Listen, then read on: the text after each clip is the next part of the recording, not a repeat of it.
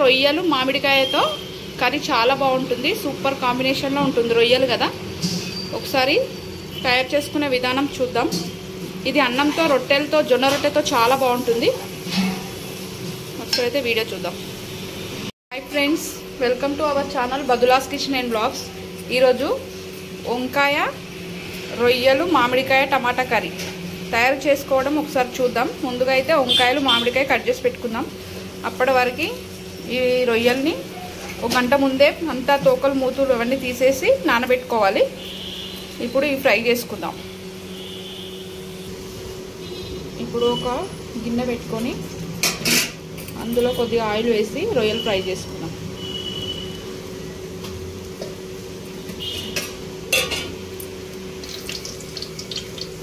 Oil వేడింది కదా, ఇప్పుడు మంచిగా కడుక్కున్న రొయ్యలు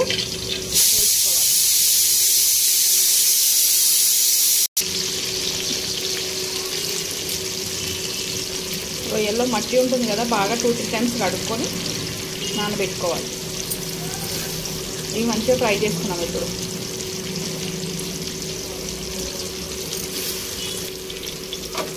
ఇవైతే మంచి కలర్ వచ్చే వరకు రొయ్యల్ని వేయించుకోవాలి.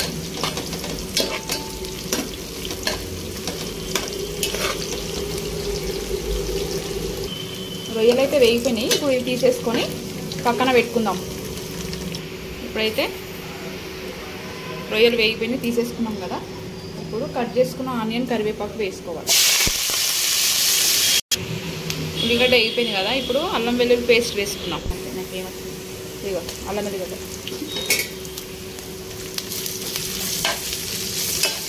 ఇది మంచిగా ఫ్రై చేసుకోవాలి, పచ్చివాసన పోయే వరకు. ఇప్పుడు పసుపు వేసుకోవాలి.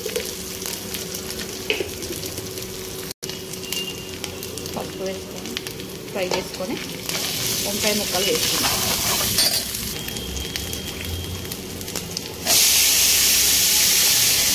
కట్ చేసుకున్న వంకాయ ముక్కలు వేసుకోవాలి.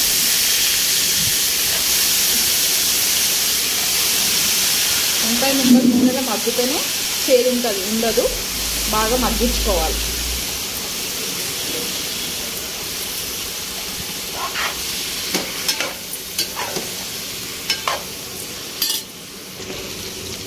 వంకాయలు వేగుతున్నప్పుడే కొద్దిగా సాల్ట్ కూడా వేసుకోవాలి.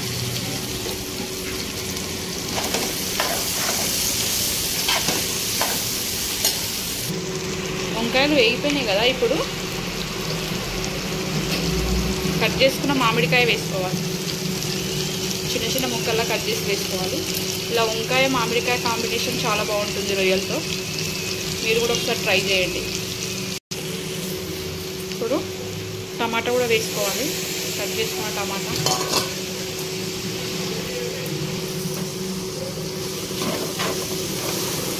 ఇప్పుడు అడగంటుంది కదా, ఉప్పు కారం వేసేస్తే వాటర్ పోసుకుంటూ ఉడికిపోతుంది.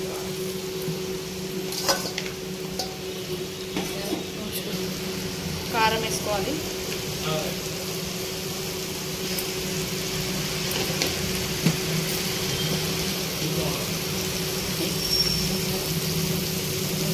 ఒక స్పూన్ వేసుకోవాలి, ముందు వేసుకున్నాం కదా.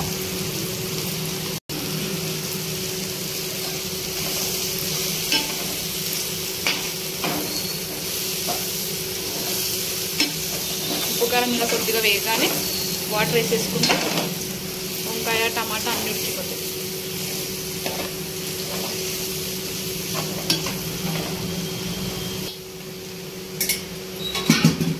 ఇప్పుడు వాటర్ వేసేసుకుందాం.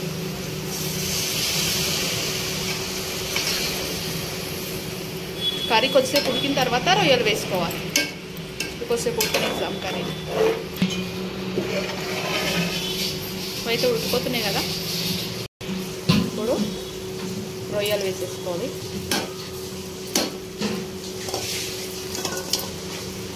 రొయ్యలు కూడా వంకాయలో ఉడికిపోవాలి. మామిడికాయ ముక్కలన్నీ ఉడికి ఫుల్లగా రొయ్యలు కదా రెడీ. ఇప్పుడు కొత్తిమీర కూడా వేసేసుకున్నాం.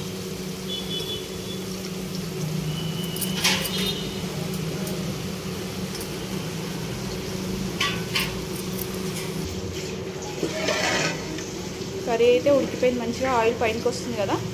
ఇప్పుడు స్టవ్ ఆఫ్ చేసుకుందాం. వంకాయ మామిడికాయతో రొయ్యల కర్రీ కాంబినేషన్ చాలా బాగుంటుంది. వీడియో అయితే ఇంతే. నచ్చితే లైక్ చేయండి, షేర్ చేయండి, సబ్స్క్రైబ్ చేసుకోండి.